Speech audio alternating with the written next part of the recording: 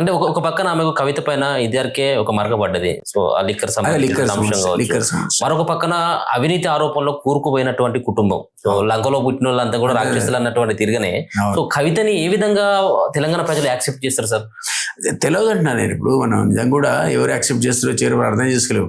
అసలు సంబంధమే లేని షర్మిల బట్టి ర్యాలీలు 100 మంది తిరిగిందా లేదా? సో జనాలు తిరగడం వేరు, గెలవడం వేరు కదా. గెలవడం వేరు. నేను అంటున్నా మీకు ఆ విధమైన స్పందన ఉండడం కూడా నేను ఆశ్చర్యపోయినా అసలు. ఏం సంబంధం ఈ అమ్మాయి ఆంధ్ర అమ్మాయి ఇక్కడ వచ్చి అంటే తెలంగాణ కూడా లేదు, మీరు కాదలేరు నీ కాదలేరు, మరి ఎంతవరకు యాక్సెప్ట్ చేస్తే మనం వెయిట్ చేసి చూసినాం. ఆమె ఎలక్షన్స్ దాకా రాకుండానే వెళ్ళిపోయిందా? సో ఇక్కడ కూడా ఆమె వెనక విజన్ డాక్యుమెంట్ చెప్తే ఆ విజన్ ని బట్టి రేపు పొద్దున నేను బీసీలనే ప్రమోట్ చేస్తా, ఆ కాన్సెప్ట్ అదే అన్నది అనుకో, నీకు చేత కాకపోతే నాకు చేత కాకపోతే ఆమె చేసింది అనుకో, ఓ 10 మంది అందులో పోయి చేరితే మనం ఎట్లా కాగలుగుతాం? ఆ విజన్ డాక్యుమెంట్ ఏంటో మనం చూడాలి. తన విజన్ కనుక ఆ రకంగా ఉంటే తనకు ఆ శక్తి ఉంది, యాక్సెప్టెన్స్ ఉంది, డబ్బులు ఉన్నాయనుకో ఇంకేం కావాలి? ఇప్పుడు రాజకీయాలు కావాల్సింది అంతే కదా. నీకు శక్తి ఉండాలా, వాతావరణం ఉండాలా, వ్యాక్యూమ్ ఉండాలా, వ్యాక్యూమ్ కనపడుతుంది, పైసలు ఉండాలి ఇంటికి నుంచి. ఈ 3 ఉంటే ఎవడాపుతాడండి? కొంత దూరం అయితే ప్రయాణిస్తావు కదా. అది ఓట్ల రూపంలో రేపు మలిసపడతాయా లేదా అన్నది అప్పుడు ఓట్లు లెక్క పెట్టేప్పుడు చూసుకోవాలి మనం. సో హరీష్ రావు పాత్ర పైన ఒక పక్కన విమర్శలు చేస్తూనే మరో పక్కన సంతోష్ రావు పైన చాలా విమర్శలు చేసింది. సో సంతోష్ రావుని కూడా మీరు దగ్గర నుండి చూస్తుంటారు. సో మొదటి నుంచి కూడా ఆ కేసీఆర్ తోటి ఉన్నటువంటి వ్యక్తి. సో 1000 కోట్ల రూపాయలు సంపాదించిండు అన్నటువంటి వాటితో పాటు మిగతా సంబంధించినటువంటి హరితహారంలో కూడా భూములు కొట్టేసేందుకు, అటవీ భూములు కూడా కొట్టేసేందుకు ప్రయత్నాలు చేసిండు అన్నటువంటి ఆరోపణలు చేసిండు. సో ఇక్కడ మోకిల దగ్గర సంబంధించినటువంటి ఒక వెంచర్ సంబంధించిన అంశం కూడా చెప్పింది. సో ఏంటి సార్ అంటే బయటికి కనబడినటువంటి వ్యక్తిలాగా ఉంటాడు, ఎప్పుడు నవ్వుతూ ఉంటాడు, కొంచెం సైలెంట్ లాగానే కనబడతా ఉంటాడు. సో ఏంటి సార్ సంతోష్ ఆ క్యారెక్టర్ ఏ విధంగా ఉంటుంది? సో ఆయన కూడా ఫైరోలకి కేర్ ఆఫ్ అడ్రస్ గా చెప్పొచ్చు ఆయన. ఇప్పుడు సంతోష్ అనేవాడు 24 hours ఆయన వెనక ఉండేవాడు. అవును, నువ్వు గెలవాలన్నా, నేను గెలవాలన్నా, హరీష్ గెలవాలన్నా, ఆఖరికి కవిత కేటీఆర్ గెలవాలన్నా ఏ సమయంలో రావాలో చెప్పాలి ఏ పరిస్థితి తనకు ఉండే. ఇక్కడ కేసీఆర్ 3%. ఇవాళ నేను కలిస్తే మళ్ళీ 6 నెలల దాకా గెలవడానికి అదో టైప్. అది నేను ఆయన దగ్గర ఉండి చూసినా కదా. ఇప్పుడు రోజు నేను ఆయనతో మాట్లాడుతున్న సందర్భంలో సరే ఇట్లా మన్మోహన్ సింగ్ గారి ఫోన్ వచ్చిందంటే రేపు మాట్లాడతా అని చెప్పారు. మన్మోహన్ సింగ్ ప్రధానమంత్రి, ఆయనతో రేపు మాట్లాడడం ఏంటి ఒక మాట. అదే పద్ధతిలో సోనియా గాంధీ అపాయింట్మెంట్ ఉంటే ఇవాళ రేపు కలుస్తా అన్నాడు. అది అనగలుగుతారు ఎవరన్నా? ఆ కెపాసిటీ అంటే అప్పుడు ఉన్నటువంటి ఉద్యమ నేతగా తనకి అదొక టైప్ ఆయన. అట్లాంటిది సరే మేమేదో మేనేజ్ చేసి ఆయన ఆరోగ్యం బాగాలేదని ఫోన్లో రాలేడని ఇట్లా మేనేజ్ చేసుకుంటూ కాపాడినాం. ముఖ్యమంత్రి ఉన్నప్పుడు నేను లేను, నాది ఏం జరిగిందో కానీ ఆయన లేబర్ మినిస్టర్ ఉన్నప్పుడు ఆయన దగ్గర ఉన్నటువంటి ఇట్లాంటి లోటుపాట్లన్నీ కూడా మేము సరి చేసి ఆయన్ని ప్రమోట్ చేసినాం. ఆయన కప్పించాం దాదాపుగా. ఎందుకంటే అది మా బాధ్యత, పర్సనల్ స్టాప్ చేయాల్సిన పని అది. ఆయన ఉన్నట్టు నువ్వు బయట మాట్లాడలేవు. ఇక నేను గెలవడా నేను చెప్పను కదా వచ్చి నాకు బిజీగా ఉన్నాడే మళ్ళీ 2 రోజుల తర్వాత రారాదంట. నేను ఎందుకు డిస్ప్లే చేయాలి? నేను పాలిటిక్స్ కదా. సో ఆయన 3 ఏదున్నా సరే మేము బయటకు వచ్చి ఆ రకంగా మేనేజ్ చేసి మొత్తానికి కవర్ చేసినాం. కాబట్టి అట్లాంటి కేసీఆర్ డెఫినెట్లీ ఆయన యాటిట్యూడ్ ఇట్లే ఉంటుంది వీళ్ళ పట్ల కూడా అంటున్నా. అక్కడ సంతోష్ అనేవాడు క్రూషియల్ అయిపోయాడు. అందువల్ల ఎప్పుడు కలుస్తాడు, ఎప్పుడు కలవాడు, ఆ మూడుని బట్టి ప్రజలు గెలిపేటువంటి కార్యక్రమంలో అతను ఆయనకి ఎక్స్పర్ట్ అయిపోయాడు. ఆ ఎక్స్పర్టిజంలో ఇవాళ దానా రేపు ఎల్లుండ్రా ఏ టైంలో 3 బాగుంటుంది అప్పుడు నీకు కలపడం. 3 బాగాలేనప్పుడు కలిస్తే నీకు వరాలు రావు, 3 మంచినప్పుడు కలిస్తే 4 వరాలు ఇస్తాడు నీకు. అది అతను అందులో ఎక్స్పర్టైజ్. అంటే ఆయన ప్రభుత్వంలో భాగస్వామి కదా, రాజ్యసభ కాబట్టి ఆయనను కూడా ఎందుకు కవిత ఇరికిచ్చేటువంటి ప్రయత్నం చేసింది?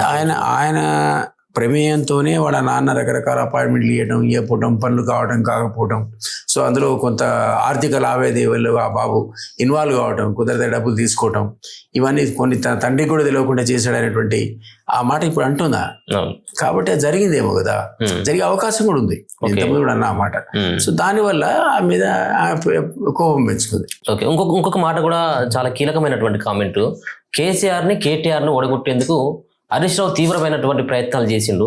సో సిరిసిల్లలో ఒక వ్యక్తికి 60 లక్షలు కూడా ఇచ్చి, సో ఒక రకంగా కేటీఆర్ ఓటమికి కారణం కావాలి, కేటీఆర్ ఓటమికి ఖచ్చితంగా కూడా ఓటమి చెందాలన్నటువంటి భావనతో ఆయన వర్క్ చేసిండు అనేది కూడా అవి చేసింది. సో అంటే ఒక మూల స్తంభాలు పార్టీకి, బీఆర్ఎస్ పార్టీకి మూల స్తంభాలు. సో అసలు వేరే కేసీఆర్. సో కేసీఆర్ను ఓడగొట్టు అని చెప్పేసి అంత క్రూషియల్ క్యారెక్టర్ అనుకోవచ్చా హరీష్ రావుది? సో ఆమె చేసినటువంటి వ్యాఖ్యను కాలంలో హరీష్ అనేవాడు మోస్ట్ పవర్ఫుల్.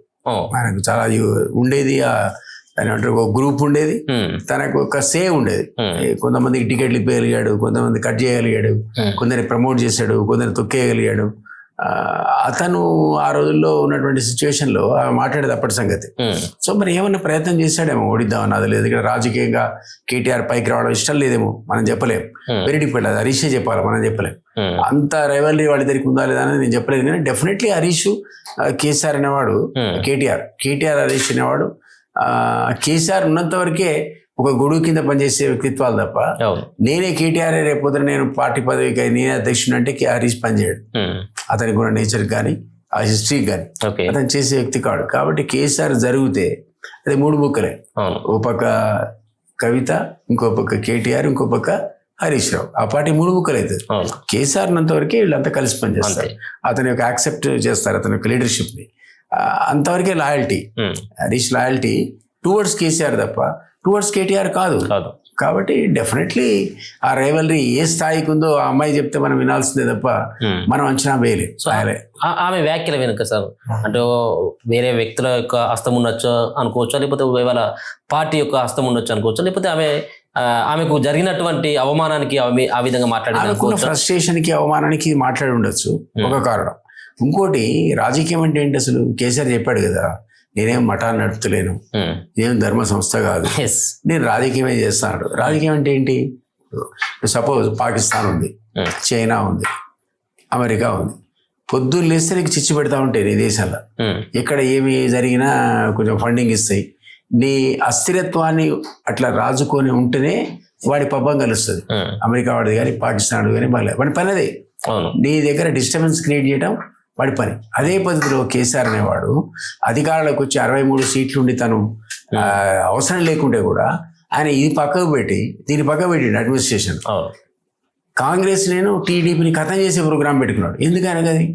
ఎందుకంటే వీళ్ళు ఖతం అయితేనే ఈయనకు సేఫ్టీ, ఈయన కుర్చీ. సో అది రాజకీయం. ఆ రాజకీయం ఎవడైనా చేయొచ్చు అంటున్నా నేను. ఇక్కడ ఉన్నటువంటి ప్రభుత్వాన్ని అస్థిరపరచడానికి ఆ రాజకీయం బీజేపీ చేయొచ్చు, ఆ రాజకీయం రేవంత్ కూడా చేయొచ్చు. ఇద్దరు పాలిటీషియన్స్ కదా. సో ఆ కారణం చేత ఈమె కనుక ఎవరినైనా అప్రోచ్ అయితే, లేదా హరీష్ అప్రోచ్ అయితే వాళ్ళని కెరికే ప్రయత్నం వీళ్ళు చేస్తారంటున్నా నేను. అవకాశం ఉందంటున్నా. రేవంత్ రెడ్డికి ఉంది, బీజేపీకి ఉంది కెరగడానికి. ఇప్పుడు ఒక మాట సీఎం రమేష్ చెప్పాడు, మీరు నేను చెప్పింది కాదు. ఏమన్నాడు? నారికి వచ్చాడు, కాళ్ళ వేళ పట్టాడు, కావాలంటే సీసీ కెమెరాల ఎవిడెన్స్ ఉంది, బతిలాడుకున్నాడు, బీజేపీని తీసుకెళ్ళి ఒక మెర్జ్ చేస్తానని అన్నాడు. ఆయన ఖండించలే, కేటీఆర్ అనేవాడు దీన్ని ఖండించలే. సో దాన్ని యాక్సెప్ట్ చేసి ఆయన సంప్రదించాలని చెప్పాడు. అదే విషయం చెప్పింది కాబట్టి ఇప్పుడు కరెక్ట్. ఇప్పుడు సీఎం రమేష్ చెప్పినప్పుడు అంతమంది ఎన్ని రూమర్స్ ఉన్నా మనం రూమరే అనుకున్నాం తప్ప అవునో కాదు అనుకున్నాం. సీఎం రమేష్ చెప్పినాక మనకు అర్థమైంది, ఓహో కానక దశలో వెళ్ళిపోయి మెర్జర్కు ట్రై చేశారని, ఆఖరికి పార్టీని ఖతం చేసే కార్యక్రమం చేశారని కవిత కూడా అన్నది కదా, అన్నదా లేదా? కాబట్టి ఆ ప్రయత్నం వాళ్ళు చేశారు కదా మెర్జర్కి. ఇటు కేటీఆర్ చేశాడు వీక్ అయిన సందర్భంలో, బీజేపీ కూడా అప్పుడు అధిష్టానం ఒప్పుకోలేదు కాబట్టి ఆగింది. కానీ లేదా సీఎం రమేష్ ప్రయత్నం చేశాడు కదా, అధిష్టానం మాట్లాడు కదా. అదే పద్ధతిలో ఈ రేవంత్ రెడ్డి అనేవాడు కూడా ఆయన చెప్పిన పద్ధతిలో ఆ ఫ్లైట్ లో కూర్చొని పక్క మాట్లాడుకుని కెలిగే ప్రయత్నం చేశాడేమో అంటున్నా. ఎందుకంటే అసలు అడ్మినిస్ట్రేషన్కే ముఖ్యం, ఇతర పార్టీలను డిస్టర్బ్ చేయడమే వాడు నాయకుడు అనేవాడి యొక్క లక్ష్యంగా ఉంటుంది. అప్పుడే వాళ్ళకు వెనక స్థిరంగా ఉంటుంది ఆ కుర్చీ.